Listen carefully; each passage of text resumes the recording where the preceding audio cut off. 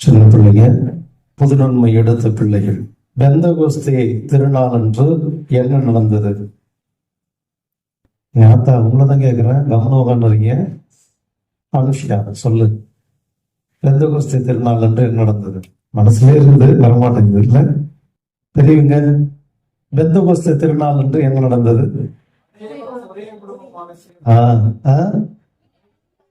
தூய ஆவியார் தூய ஆவியார் இறங்கி வந்த நாள். சீடர்களும் அன்னை மரியாளும் எல்லோரும் கதவை அடைத்து கொண்டு இருந்த நாளிலே தூய ஆவியார் பிளவுண்ட நாவு போல அவர்கள் மீது இறங்கி வந்த நாள். பெந்தகோஸ்தே திருவிழா என்பது எருசலேமிலே நடைபெறுகின்ற ஒரு விழா. அதை சுற்றி கிட்டத்தட்ட 20-25 கிலோமீட்டர் தொலைவில் உள்ள எல்லா மக்களும் எருசலேம் ஆலயத்திற்கு ஒன்று கூடுகின்ற நாள். ஆண்டவர் இயேசுவை சிலுவையில் அறைந்து கொன்று உயிர்த்தெழுந்த 50வது நாள். எனவே யூதர்கள் எல்லோருமே சேர்ந்துதான் பரிசேயர்கள் இவர்கள் எல்லோரும் ஆண்டவர் இயேசுவை கொண்டார்கள். இந்த விழா கொண்டாடுகின்ற நாளிலே ஆயிரக்கணக்கான மக்கள் அங்கே ஒன்று கூடுவார்கள். அங்கே செல்ல முடியாமல் அச்சத்தோடு இருந்தார்கள் சீடர்கள். இயேசுவையே கொண்டு விட்டார்களே, நம்மை உயிரோடு வைப்பார்களா என்ற அச்சத்தோடு அவர்கள் எங்க இருக்கிறார்கள்? விழாவுக்கு வந்தார்களா? இல்லை, அச்சத்தோடு இருக்கின்றார்கள். ஏனென்றால் எருசலேமை சுற்றியுள்ள எல்லா மக்களும் ஒன்று கூடுகின்ற அந்த நாளிலே நமக்கு என்ன நடக்குமோ என்று பயத்தோடு இருக்கிறார்கள். அப்பொழுதுதான் அங்கே தூய ஆவியார் அங்கே பிளவுண்ட நாவு போல இறங்கி வந்து அவர்களை திடப்படுத்துவதை பார்க்கிறோம். அதன் பிறகு என்ன நடக்கிறது? அவர்கள் தைரியமாக சென்று வெளியிலே போதிக்கிறார்கள். அங்கே பல மொழிகளை பேசக்கூடிய மக்கள், இன்றைய வாசகத்திலே நாம் வாசிக்க கேட்டது போல முதல் வாசகத்திலே நாம் என்ன கேட்டோம்? பல நாடுகளை சேர்ந்தவர்கள் அங்கே ஒன்று கூடி இருக்கிறார்கள். பல நாடுகளை சேர்ந்தவர்கள் அவர்கள் எல்லோரும் ஒன்று கூடி இருக்கின்ற பொழுது அங்கே அவரவருடைய மொழியிலே அவர்கள் புரிந்து கொள்கிறார்கள்.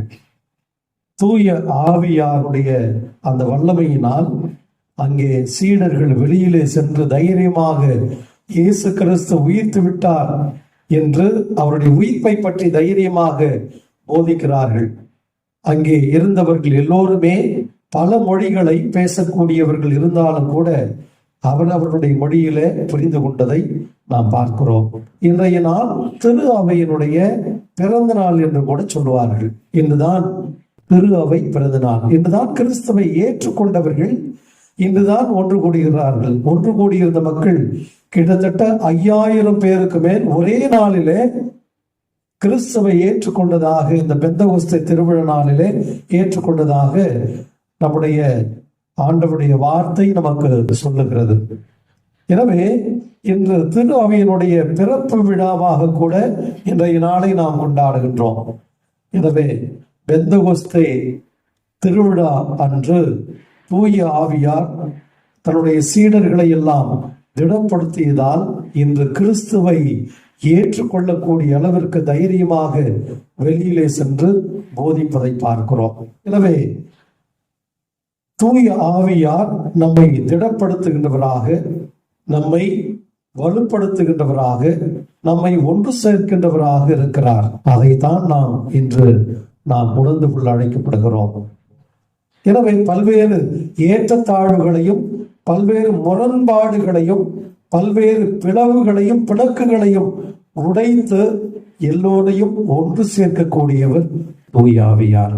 எனவேதான் இன்று கிறிஸ்தவம் உலகளாவிய திரு அவையாக இன்று திகழ்கின்றது. ஏதோ தேர்ந்தெடுக்கப்பட்ட மக்கள் மட்டும் கிறிஸ்துவின் பிள்ளைகளாக, கடவுளின் பிள்ளைகளாக இருப்பதற்கு தகுதியுள்ளவர்கள் என்பது அல்ல. அவையெல்லாம் கடந்து உலகம் முழுவதும் இருக்கின்ற எல்லா நாடுகளிலும் இன்று கிறிஸ்துவை ஏற்றுக்கொண்ட மக்கள், கோடிக்கணக்கான மக்கள் இருப்பதை பார்க்கிறோம்.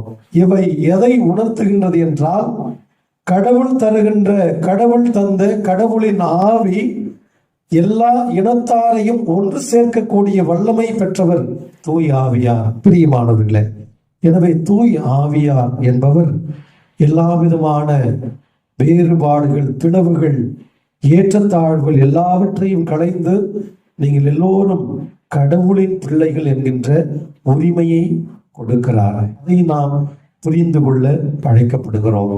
எனவே பிரியமானவர்களே, நாம் எல்லோரும் கிறிஸ்துவின் பிள்ளைகளாக இன்று இருக்கிறோமா?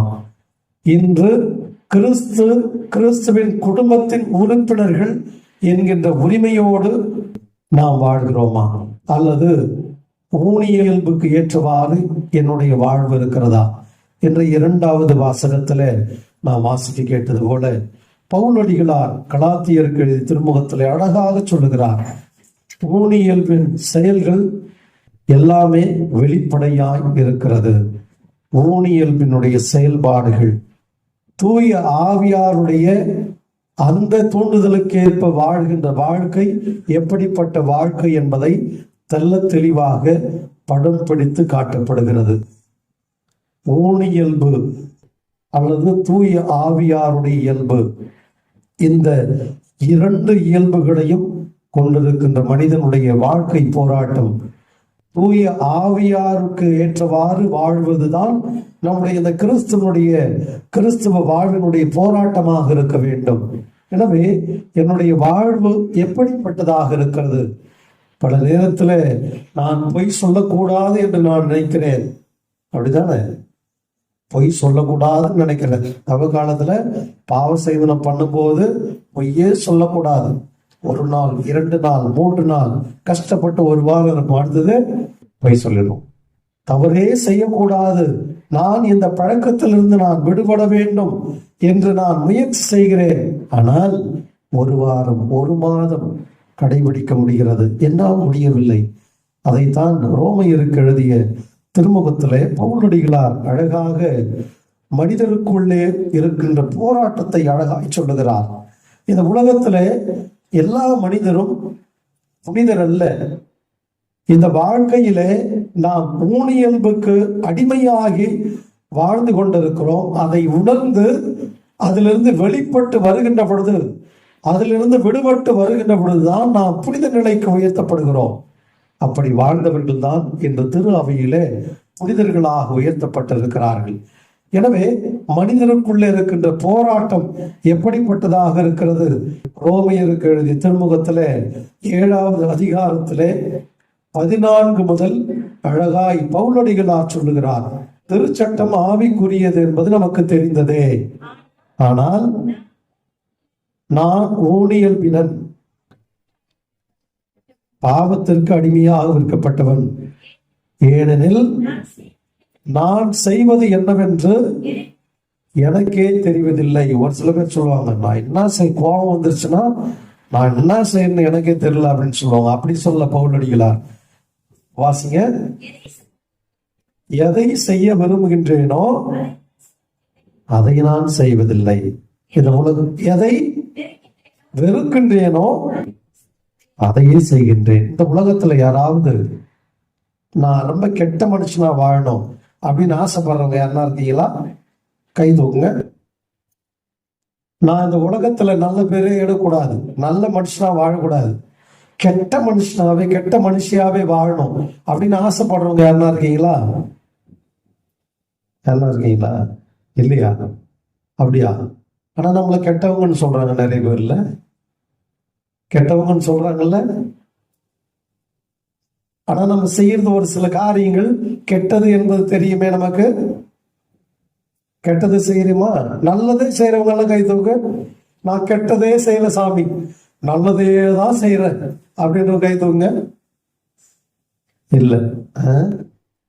எனவே இந்த உலகத்துல எல்லோருமே நல்ல மனிதர்களாகத்தான் வாழ ஆசைப்படுகிறோம். யாருமே கெட்டது செய்து அல்லது தீயது செய்து அல்லது பாவத்தை செய்து நான் பாவியாகவோ கெட்ட மனிதனாக வாழ வேண்டும் என்று இந்த உலகத்துல யாரும் ஆசைப்படுவதில்லை. அதைத்தான் பவுலடிகளார் சொல்லுகிறார். நான் எதையெல்லாம் செய்யக்கூடாதுன்னு நினைக்கிறேனோ அதை தான் திரும்ப திரும்ப செய்யறேன். எதை செய்யணும்னு நினைக்கிறேனோ அதை செய்யாம விட்டுறேன். அப்படின்னா நல்லதை செய்யணும்னு எல்லா மனிதருமே நல்லதுதான் செய்யணும்னு நினைப்பாங்க. யாரும் கெட்டதை செய்யணும்னு நினைக்க மாட்டாங்க. ஆனா நல்லது செய்யணும்னு நினைக்கிறவங்க அதை செய்ய முடியல. கெட்டதை செய்யக்கூடாதுன்னு நினைக்கிறேன் பாருங்க, ஆனா நிறைய நேரத்துல அதை தான் செய்யறேன். பவுலடிகளார் அழகாக சொல்லுகிறார். தொடர்ந்து வாசிங்க. நான் விரும்பாததை செய்கிறேன் எனில் சட்டம் நல்லது என நான் ஏற்றுக்கொள்கிறேன் என்கின்றது. ஆனால் அவ்வாறு செய்வது என்னுள் குடிகொண்டிருக்கும் பாவமே, நான் அல்ல. பிரியமானவர்களே, இன்னும் நாம் ஏனெனில் என்னுள், அதாவது வலுவற்ற என் ஊனியல்பில் நல்லது எதுவும் குடிகொண்டிருக்கவில்லை என எனக்கு தெரியும். பிரியமானவர்களே, தொடர்ந்து வாசம்னா, நன்மை செய்ய விருப்பம் என்னிடம் இல்லாமல் இல்லை. நம்ம மனநிலை தான் பவுலடிகளார் படப்பிடித்து காட்டுறார். நான் தீயது செய்கின்றேன் என்றால் அது என்னுள் குடிகொண்டிருக்கின்ற ஊனியல்பின் பாவமே. நன்மை விருப்பம் இல்லாமல் இல்லை. நான் நல்லதுதான் செய்யறதுக்கு எனக்கு விருப்பம். I am interested in doing good things. I like to do good things but I can't. அதான் பிரச்சனையே. பவுலடிகளார் அழகாக சொல்லுகிறார், நல்லது செய்ய என்னுள் விருப்பம் இருக்கிறது, என்னால் செய்ய முடியவில்லை. ஏனென்றால் என்னுள் குடிகொண்டிருக்கின்ற அந்த பாவம், ஊனியல்பின் பாவம், இதைத்தான் நான் நன்மை செய்ய விடாமல் தீமையை செய்ய என்னை அழைத்து செல்கிறது. நான் விரும்பும் நன்மையை செய்வதில்லை, விரும்பாத தீமையை செய்கிறேன். நான் விரும்பாததை செய்கின்றேன் என்றால் அதை நானாக செய்யவில்லை, என்னில் குடிகொண்டிருக்கும் பாவமே செய்கின்றது. அப்படி என்றால் பாவம் என்பது என்ன? நம்முடைய ஊனியல்பின் ஆசைகள் தான் பாவத்திற்கு அழைத்து செல்கிறது. எனவே தூய ஆவியார் நம்முள்ளே கொடுக்கப்பட்டிருக்கிறார். ஊனியல்பு அப்படி என்றால் கடவுள் ஏன் இந்த உடலை படைக்க வேண்டும், ஆசையை படைக்க வேண்டும், ஏன் இப்படி பேராசையை படைக்க வேண்டும் என்று நாம் கேள்விகளை கேட்கலாம். நியாயமான கேள்விதான் இல்ல? ஏன் கடவுள் 2 கண்ணை படைக்கணும்? ஏன் எனக்கு ஆசையை கொடுக்கணும்? ஏன் பசியை கொடுக்கணும்? ஏன் எனக்கு இது மாதிரி நிறைய சாப்பிடணுன்ற ஆசையை கொடுக்கணும்? ஏன் இப்படிப்பட்ட உணர்வுகளை கொடுக்க வேண்டும்? அப்படி இல்லைன்னா நான் புனிதரா வாழலாம? பிரியமானவர்களே, கடவுள் இந்த உலகத்துல இந்த வாழ்வு கொடுத்தது ஊனியல்புக்கு ஏற்றவாறு வாழ வேண்டும் என்று அர்த்தமல்ல. மாறாக கடவுள் அதையும் கடந்து நமக்கு ஆவியாரை கொடுத்து நம்மை ஆசீர்வதிக்கிறார். ஆவியாருடைய கனிகளையும் கொடைகளையும் கொடுத்து ஆசீர்வதிக்கிறார். எனவேதான் ஆவியாருடைய கனிகளையும் கொடைகளையும் நமக்கு கொடுத்து அவர் நம்மை திடப்படுத்துகிறார். நீ உன்னுடைய உடலை, அந்த ஆசைகள், உடலின் உணர்வுகளை எல்லாம் புரிந்து அதற்கேற்றவாறு நீ மகிழ்ச்சியோடு வாழ வேண்டும். அதே வேளையில கடவுளுக்கு உகந்தவாறு வாழ வேண்டும் என்று நாம் யோவான் நற்செய்தி 15வது அதிகாரத்திலே நாம் வாசிப்போம். 26வது வசனம். தந்தையிடமிருந்து நான் உங்களுக்கு அனுப்ப போகிற துணையாளர் வருவார், அவரே தந்தையிடமிருந்து வந்து உண்மையை வெளிப்படுத்தும் தூய ஆவியார். அதனால் தூய ஆவியார் உண்மையை வெளிப்படுத்துவார், உங்களுக்கு உண்மையை கற்றுத் தருவார் அப்படி என்று சொல்லப்படுகிறது. உண்மை என்றால் என்ன? இந்த உண்மைன்னு ஒரு இடத்துல சொல்லுவார் ஆண்டவர் இயேசு கிறிஸ்து. உண்மையா? அது என்ன அப்படி என்று கேட்பார்கள். உண்மை என்றால் என்ன? மனசாட்சி. ஓகே, மனசாட்சி. Super, very good answer. அப்புறம் உண்மைன்னா என்ன? நிலையானது, பொய் சொல்லக்கூடாது அப்படின்றல. அப்படின்னா உண்மைன்னா என்ன? நேர்மையானது, நேர்மையா பேசணும். நன்மை என்றால் என்ன?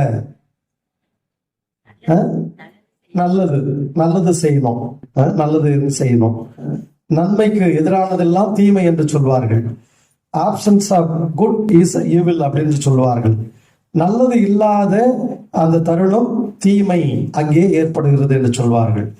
உண்மை என்பது என்ன என்று சொன்னால், இதோ நம்முடைய வாழ்விலே தீமையாக அல்லது ஊனியல்புக்கு ஏற்றவாறு வாழ்வது உண்மைக்கு எதிரானது. உண்மை என்பது தூய ஆவியினுடைய தூண்டுதலுக்கு ஏற்றவாறு வாழ்வது உண்மை. உண்மையான வாழ்வுன்றாங்கல்ல, உண்மையான வாழ்வு, ஒரு சத்தியமான வாழ்வு, ஒரு நேர்மையான வாழ்வு, சொன்ன மாதிரி மனசாட்சி உள்ள வாழ்வு, அதெல்லாம் என்னது அப்படின்னா கடவுளுக்கு உகந்த வாழ்வு. கடவுள் கொடுத்த ஆவியாருடைய கனிகளையும் கொடைகளையும் உடைய வாழ்விலே கடைபிடித்து வாழுகின்ற வாழ்வு, அதுதான் பொய்யான வாழ்வு. பொய் என்பது என்ன அப்படின்னா, இன்றைய 2வது வாசகத்திலே நான் வாசிக்க கேட்டது போல ஊனியல்பினுடைய செயல்பாடுகள் நம்ம வாசித்தோம்னா, கலாத்தியருக்கு எழுதிய திருமுகம் 5வது அதிகாரம் 20வது வசனம் வாசிங்க. சிலை வழிபாடு, பில்லி சூனியம், பகைமை, சண்டை சச்சரவு, பொறாமை, சீற்றம், கட்சி மனப்பான்மை, பிரிவினை, பிளவு, அழுக்காறு, குடிவெறி, களியாட்டம். பிரியமானவர்களே, இவையெல்லாம் உண்மைக்கு எதிரானவை. இவையெல்லாம் உண்மைக்கு எதிரானவை. அவ்வளவுதான். உண்மை என்றால் கடவுளுக்கு உகந்த வாழ்வு வாழ்வதுதான் உண்மை. இப்படிப்பட்ட வாழ்வு, நம்முடைய ஊனியல்களுடைய செயல்பாடுகள் எல்லோருக்குமே தெரியும் என்பதை அழகாய் சொல்லுகிறார். எல்லோருக்கும், யாவருக்கும் தெளிவாய் தெரியும். 19வது வசனத்துல ஊனியர்களுடைய செயல்பாடுகள் எல்லோருக்கும் தெளிவாய் தெரியும். அவைதான் இப்பொழுது வாசிக்கப்பட்டவை. ஆனால் தூய ஆவியானுடைய கனிகளும் கொடைகளும் நமக்கு தெரியும். அவை என்ன? தொடர்ந்து வாசிங்க. ஆனால் தூய ஆவியின் கனிகளோ அன்பு, மகிழ்ச்சி, அமைதி, பொறுமை, பரிவு, நன்னயம், நம்பிக்கை, கனிவு, தன்னடக்கம். பிரியமானவர்களே, 9 கனிகள், 9 கனிகளை கொடுத்திருக்கிறார். எனவே ஒண்ணு கிடையாது, தூய ஆவியின் கனிகளை கடைபிடித்து வாழ்வது உண்மையான வாழ்வு. அதைத்தான் சீடர்கள் வாழ்ந்தார்கள். தூய ஆவியை பெற்றுக்கொண்ட சீடர்கள், அப்போஸ்தலர்கள் அப்படித்தான் வாழ்ந்தார்கள்.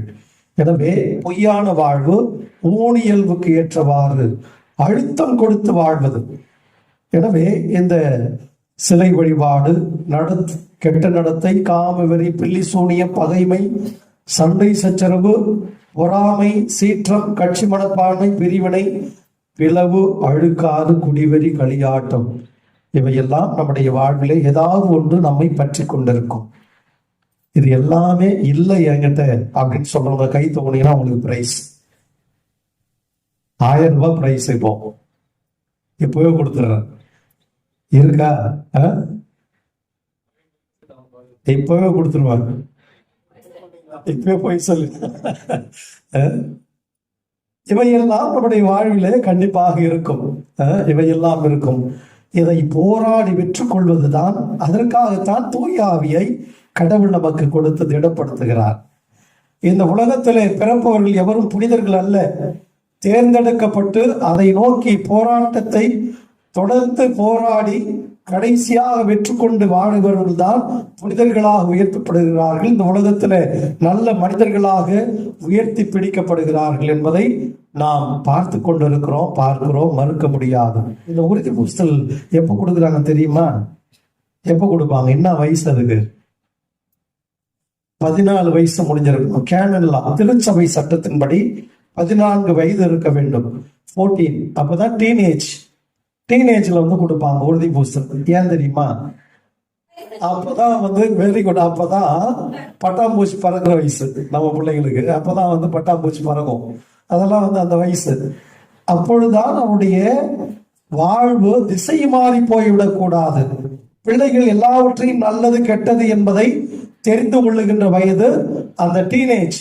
இந்த வயதில் தான் தூய ஆவியாருடைய துணையால் அவர்கள் திடப்படுத்தி தன்னுடைய வாழ்வை நேரிய பாதையில தூய ஆவியாருடைய தூண்டுதலுக்கு ஏற்ப தன்னுடைய வாழ்வை அவர்கள் அமைத்துக் கொள்ள வேண்டும் என்று உறுதி பூசுதல் அப்பொழுது கொடுக்கப்படுகிறது. எனவே அந்த நேரத்தில் தான் அவர்களுக்கு பல்வேறு இந்த கொடைகள் இன்னும் உறுதிப்படுத்தப்படுகிறது.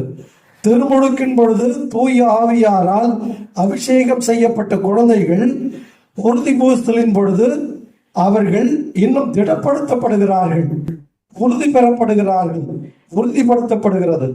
எனவே பிரியமானவர்களே, இந்த தூய ஆவியாருடைய கனிகளையும் கொடைகளையும் ஒவ்வொருவருமே நாம் பெற்றுக்கொள்கிறோம். அவற்றை எப்படி உணர்ந்து வாழ்கிறோம் என்பதில் தான் நம்முடைய வாழ்வு அடங்கி இருக்கிறது.